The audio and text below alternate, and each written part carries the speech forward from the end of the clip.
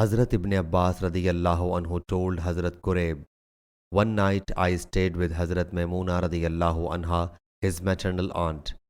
I lay transversely on the bed, whereas Allah's apostle as well as his wife lay longitudinally. He sallallahu alaihi wasallam lay down more or less till the midnight. Then he sallallahu alaihi wasallam woke up and rubbed the sleep off his face with his hands. Thereafter, he sallallahu alaihi wasallam recited 10 verses of chapter Al Imran. Afterwards, Allah's apostle sallallahu alaihi wasallam got up to go to a hanging water skin and performed ablution perfectly. Then he sallallahu alaihi wasallam got up to perform prayer.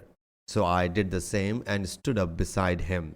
He sallallahu alaihi wasallam placed his right hand on my head and held my ear and twisted it, then performed 2 units, then 2 units, then 2 units, then 2 units, then 2 units, then 2 units, then performed the witr and lay down till the muazzin came.